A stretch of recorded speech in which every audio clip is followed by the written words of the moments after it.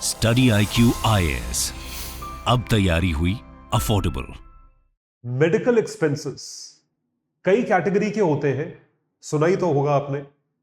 और उसके साथ साथ एक टर्म होती है जो कॉर्पोरेट वाले जिन्होंने नौकरी करी है वो डेफिनेटली समझेंगे, क्योंकि साल के एंड में हम क्या करते हैं, मेडिकल बिल्स ढूंढते हैं। क्यों? क्योंकि हमारी कंपनी रीइंबर्समेंट देती है, कुछ हद तक एक लिमिट बेस्ड पैसा वापस करती है। ऐसा होता है, सबके साथ होता है, या तो आपके साथ हुआ होगा, नहीं तो आपने घर में या दोस्तों में किसी ना किसी के साथ देखा होगा, फ्रेंड्स एंड फैमिली में। उसी के चलते आज का टॉपिक हमने डिसाइड करा है, very well research topic. Ladies and gentleman, boys and girls, मैं हूं आपका दोस्त, host, educator, mentor Sanghi sir, और आप सभी का स्वागत है स्टडी IQ IAS पर। स्टडी IQ IAS के कोर्सेज आप एक्सप्लोर कर सकते हैं, नीचे लिंक जो डिस्क्रिप्शन सेक्शन में दिया है उस पे। और आप मुझे इन सभी सोशल मीडिया हैंडल्स पर जरूर फॉलो करें, हम बहुत मैसिवली वैल्यू एडेड कंटेंट आपको यहां पर देते हैं। सबसे पहला हैंडल है टेलीग्राम, आयुष सांघीज IAS अकेडमी। इस पे ये सारी पीडीएफ्स आपको उपलब्ध रहती हैं जो हम यूज करते हैं यहां पर आपको पढ़ाने के लिए। और इसके सिवा इंस्टा और ट्विटर हैंडल पर भी आप मुझे फॉलो करें। ये ट्विटर हैंडल का नाम है Ayush Sanghi AYUSSH। Do not forget the extra S। तो उस पे मुझे फॉलो करें। यहां पर हम बहुत जबरदस्त वैल्यू एडेड कंटेंट आपको देते हैं ताकि आपकी प्रिपरेशन का लेवल जो है वो बढ़ सके। इस टॉपिक को समझने से पहले आपको एक हेडलाइन दिखाते हैं और आपको कुछ आंकड़े दिखाते हैं जो सुन के आपको शायद थोड़ा सा शॉकिंग लगे कि ऐसा ही हो रहा है। क्या आप जानते हैं, जब मेडिकल एक्सपेंसेस की बात होती है तो खर्चे किन किन चीजों पे होते हैं? सबसे पहला खर्चा होता है OPD, यानी कि डॉक्टर अपॉइंटमेंट और डॉक्टर को दिखाने में। उसको कहा जाता है OPD, out of patient department. Followed by that जो दूसरा खर्चा होता है वो होता है डायग्नोसिस पे या डायग्नोस्टिक टेस्ट पे। जो आपके डायग्नोस्टिक लैब्स होती हैं, आपने कभी ना कभी ब्लड टेस्ट जरूर करवाया होगा या किसी और का करवाया होगा फैमिली में। और तीसरी जो चीज है वो होती है ट्रीटमेंट की, यानी कि दवाइयों की। सिर्फ और सिर्फ दवाइयों के ऊपर एक बहुत लंबी चौड़ी रिपोर्ट आई जिसने कई सारे एंगल्स को एक्सप्लोर करा, और उन एंगल्स के चलते यह चीज देखी गई कि भारत इकलौता ऐसा देश है या उन कुछ देशों में से एक है जहां पर दवाइयों पे जो खर्चा हो रहा है उसकी वजह से कितने करोड़ों लोग गरीबी की रेखा के नीचे जा रहे हैं। They are being impoverished. Look at this headline given by Down to Earth magazine, India's persistently high out of pocket expenditure, OOPE, मतलब अपनी जेब से निकाल के पैसा खर्च करना, continues to push people into poverty. अब ये तो जेनेरिक हेडलाइन है, स्पेसिफिक कहां है? आंकड़े बताओ। अब आपको आंकड़े दिखाते हैं। आंकड़े सुन के आपके होश उड़ जाएंगे। आप देखिए कि कितने लोग जो है दवाइयों की वजह से जो है गरीबी की रेखा के नीचे जा रहे हैं। India has one of the highest out of pocket expenditures in the world on health care. ये हेल्थ केयर पे है। 50% of health care expenses in India, Bharat में आधी जो हेल्थ केयर एक्सपेंसेस हैं ये आउट ऑफ पॉकेट से होते हैं, 50%। यानी कि सिर्फ और सिर्फ आधे ऐसे हैं जो कि आपको सरकारी अस्पताल से या किसी और जगह से जहां पे आपको सब्सिडाइज्ड या फ्री मेडिकेशन मिलती है, लेकिन आधा जो खर्चा है वो अपनी ही जेब से होता है, यानी कि आपको खुद के पैसे खर्च करके दवाइयां खरीदनी पड़ती हैं, जिसकी वजह से तकरीबन आप ये सोच के चले 70% of this probably goes towards buying medicines. अगर आपको टोटल खर्चा करना है तो टोटल खर्चे में से कितना खर्चा ऐसा है जो कि आप दवाइयों पे खर्च करते हो, जहां पे OPD हुआ, डायग्नोसिस हुआ और दवाइयां हुई। इन तीनों में से जो है 70% पैसा दवाइयों पे जाता है। और आपको यह बात जान के दिलचस्प लगेगी कि भारत में जो पर कैपिटा स्पेंडिंग है हेल्थ केयर के ऊपर वो है 2155 रुपए, 2155, 2155 रुपए का जो है एक्सपेंडिचर इधर होता है। This is what is happening. तो जब हम इसकी बात करते हैं, डाउन टू अर्थ मैगजीन के इस रिपोर्ट की बात करते हैं, इसके चलते जो आंकड़े आए हैं वो है 55 मिलियन नागरिक, 55 मिलियन इंडियंस। तो आप देख सकते हैं high OOPE on health is impoverishing 55 million Indians, यानी 5.5 करोड़ भारतीय जो हैं सालाना बेसिस पे गरीबी की रेखा के नीचे जाते हैं या इम्पोवेरिश हो जाते हैं। ओवर 17% हाउस होल्ड्स, 17% से ऊपर घराने ऐसे हैं जो कि कैटास्ट्रोफिक लेवल्स, यानी कि बहुत ज्यादा संख्या में हेल्थ केयर के ऊपर पैसा खर्च कर रहे हैं। आउट ऑफ पॉकेट एक्सपेंसेस, उन चीजों पे पैसा खर्च हो रहा है, यानी कि जेब से पैसा जा रहा है। According to the report by WHO, ये आंकड़े जो है ये सत्य है। तो अब सवाल ये उठता है कि भाई इतना खर्चा हम कर रहे हैं, तो खर्चा किस चीज पे हो रहा है? जैसा मैंने आपको बताया, ये हेल्थ केयर के ऊपर खर्चा है, जिसमें से मेजॉरिटी खर्चा दवाइयों के ऊपर है।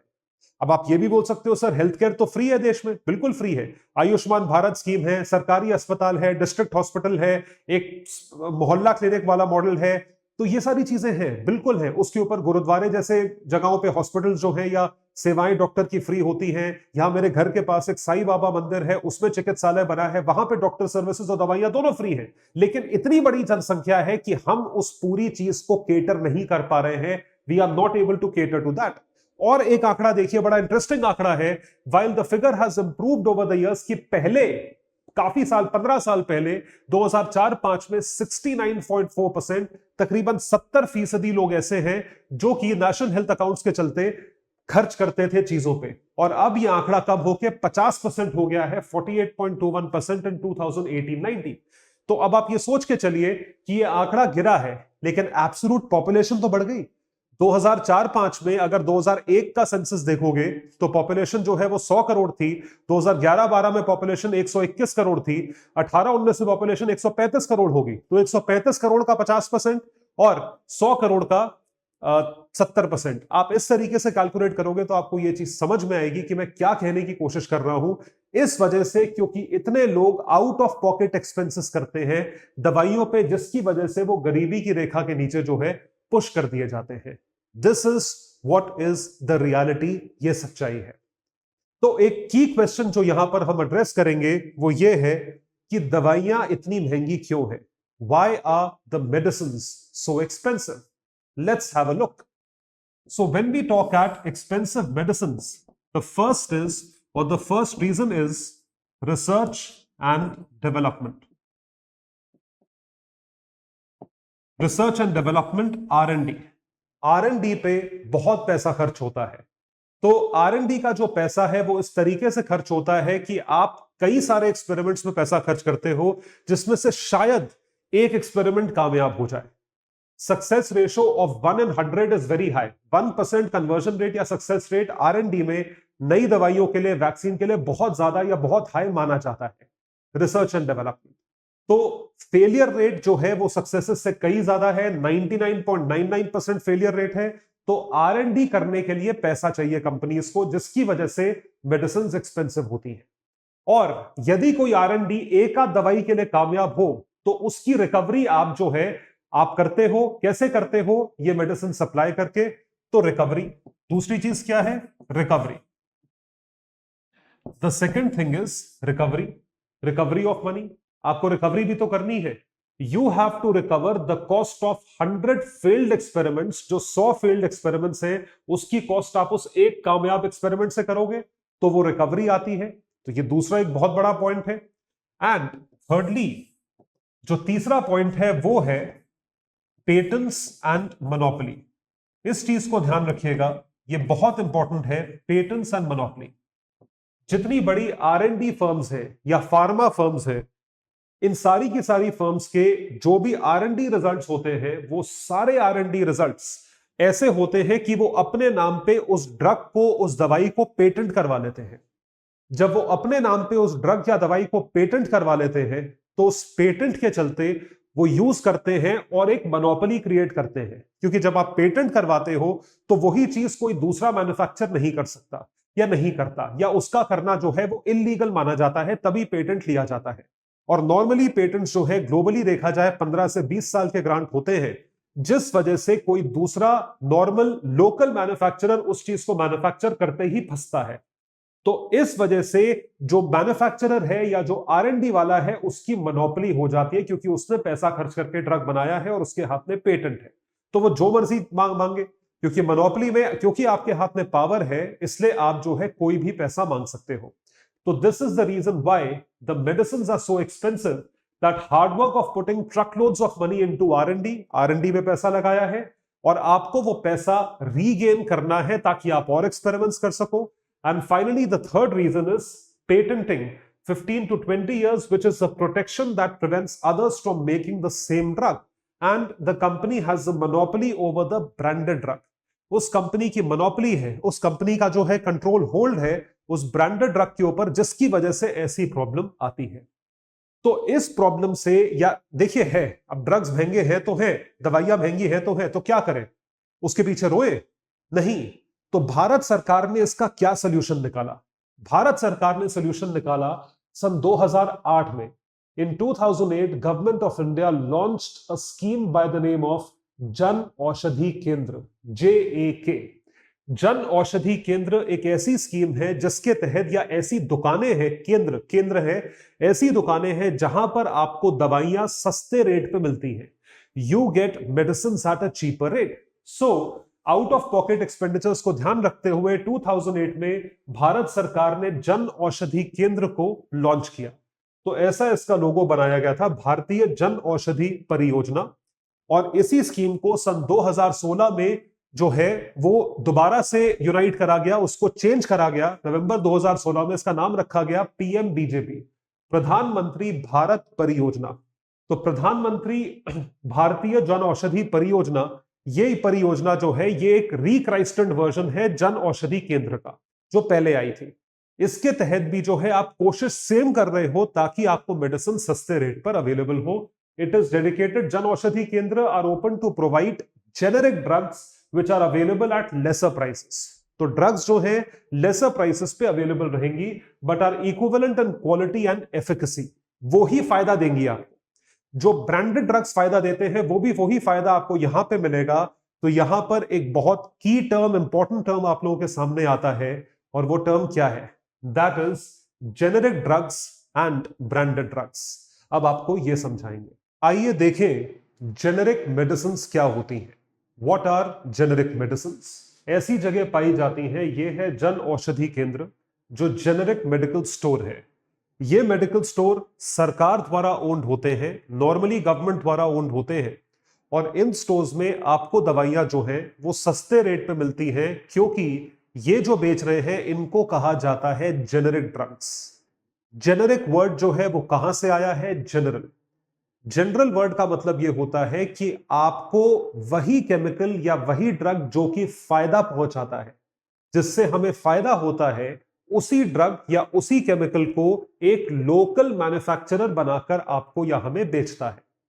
अब क्योंकि वो एक लोकल मैन्युफैक्चरर बना रहा है, वो R&D पे पैसा नहीं खर्च करता, इस वजह से उसको जेनेरिक ड्रग कहा जाता है।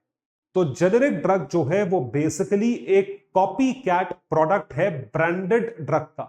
तो ब्रांडेड ड्रग, या जिसने ब्रांड बनाया है, उसने ब्रांड बनाया क्योंकि उसने R&D करी। तो उसके R&D करने पे उसने ब्रांड बनाया और वो चीज बेची। उसी चीज का इक्विवेलेंट जो है वो सस्ती दवाइयां बनाई जाती हैं with same chemical substance as that drug was originally protected by chemical patents. अब आप ये बोलोगे अगर वो पेटेंट्स द्वारा प्रोटेक्टेड है तो लोकल मैन्युफैक्चरर सस्ते में कैसे बना रहा है? बिल्कुल सही बात है। तो पेटेंट जो है वो दिया जाता है एक लिमिटेड टाइम फ्रेम के लिए, जैसे 15 साल, 20 साल, इतने टाइम फ्रेम के लिए पेटेंट दिया जाता है। जब वो पेटेंट का पीरियड खत्म हो जाता है तो उसी ड्रग, उसी दवाई को जो कि ब्रांड की थी, ब्रांडेड ड्रग था, उसको आपने कन्वर्ट कर दिया। किसमें कन्वर्ट कर दिया? आपने उसे एक जेनेरिक मेडिसिन में कन्वर्ट कर दिया। अब उसे लोकल मैन्युफैक्चरर्स प्रोड्यूस कर सकते हैं।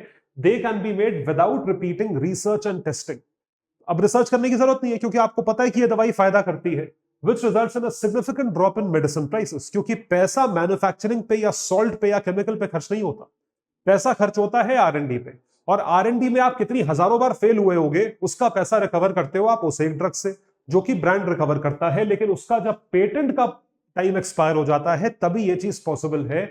Other companies can manufacture and sell the medicine as a generic medicine. तो जेनेरिक मेडिसिन की जगह ये बेच सकते हैं।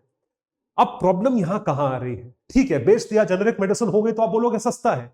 अब इसमें जो लोकल मैन्युफैक्चरर्स हैं वो इस चीज का फायदा उठाते हैं। कॉपी कैट प्रोडक्ट का फायदा कैसे उठाते हैं? ऐसे उठाते हैं that they are benefiting it in this particular fashion. Branded generic drug, generic drug है और वो ब्रांडेड है, मतलब लोकल मैन्युफैक्चरर ने अपना ब्रांड एस्टैब्लिश कर लिया उस ड्रग के ऊपर जिसका ब्रांड कुछ और था, जिसकी R&D किसी और ने करी थी। तो आपने क्या करा, आपने कॉपी करा, उसको बनाया और अपना लेबल लगा लिया और अब आप अपने नाम से ब्रांड कर रहे हो। इसका सबसे बढ़िया एग्जांपल कोविड में देखने को मिला। जो दवाई आपने कभी ना कभी जरूर खाई होगी, उसका नाम है डोलो, डोलो 650। तो डोलो 650 हो या क्रोसिन हो, दोनों में एक ही सॉल्ट पड़ता है या एक केमिकल है जिसे हम बोलते हैं पैरासिटामोल।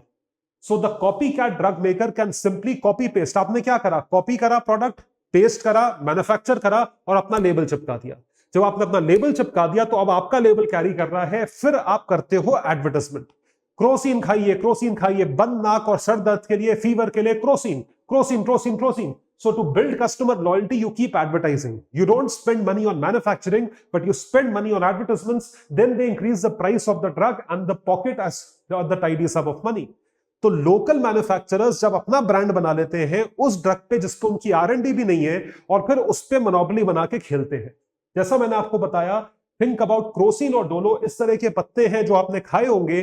डोलो 650 की करोड़ों गोलियां बिकी थी कोविड के पहले लॉकडाउन में, क्योंकि सबसे सिंपल इलाज था। वायरल फीवर का कोई इलाज नहीं होता है, उसके लिए आप क्या खाते हो, आप सिर्फ और सिर्फ बुखार उतारने वाली दवा खाते हो।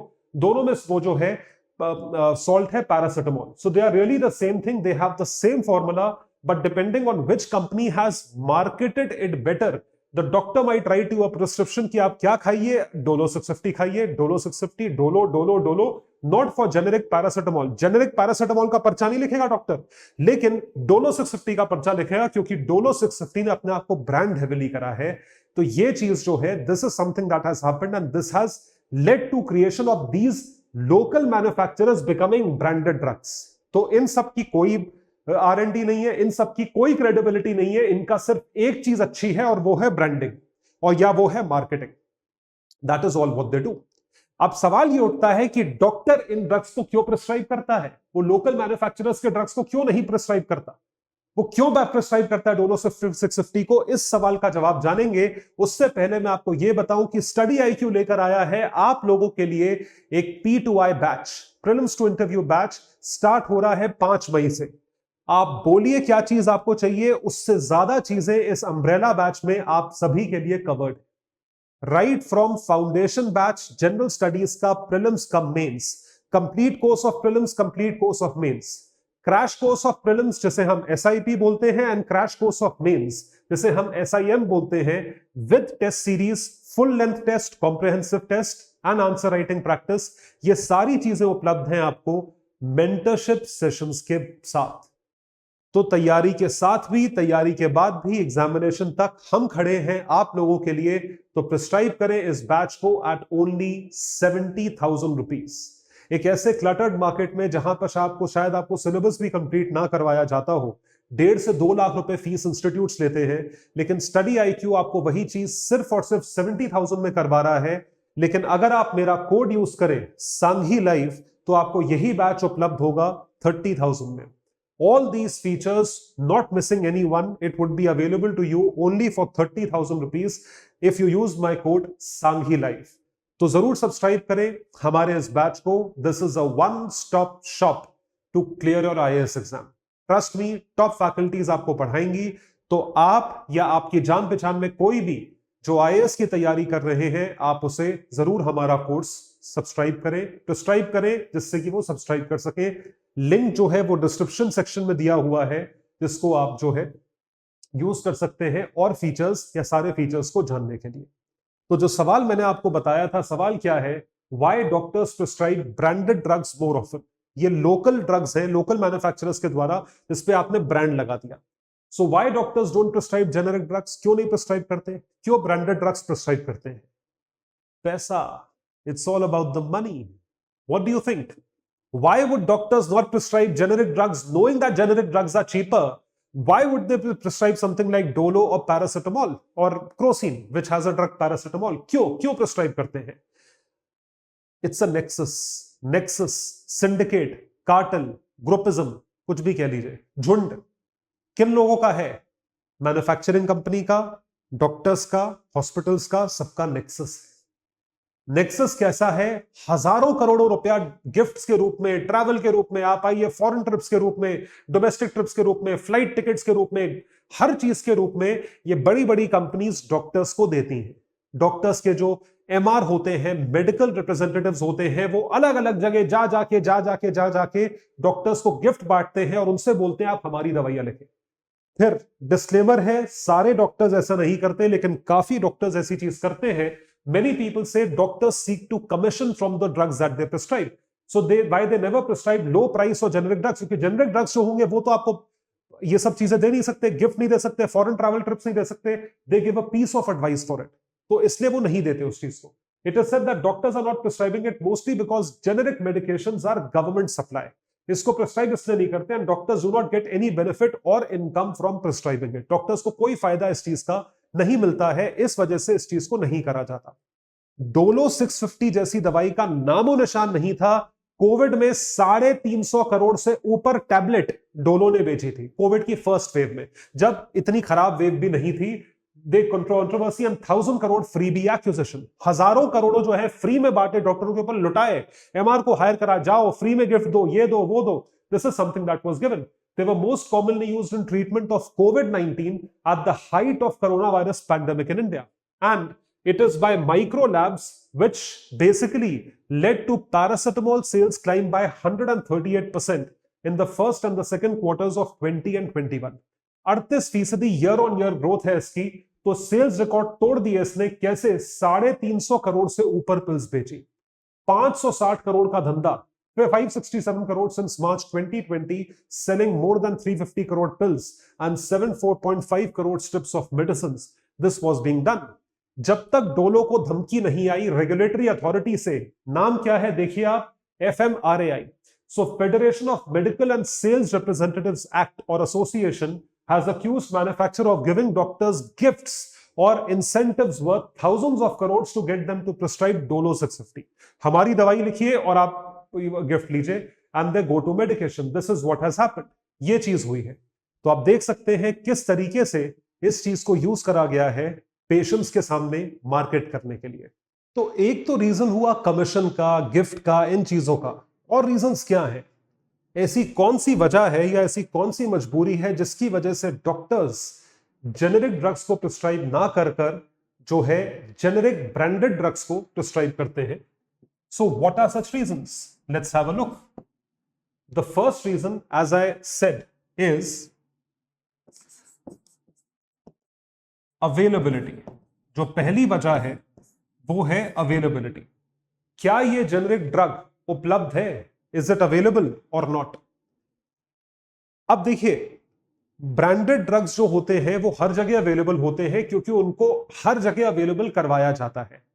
लेकिन यदि आपने ऐसा कुछ दिया जो कि अवेलेबल ही नहीं है, जेनेरिक ड्रग्स की अवेलेबिलिटी या सप्लाई उतनी नहीं है, प्राइवेट मेडिकल शॉप्स या जो केमिस्ट होते हैं वो उस दवाई को रखेंगे ही नहीं, तो डॉक्टर्स के प्रिस्क्राइब करने से भी क्या होगा?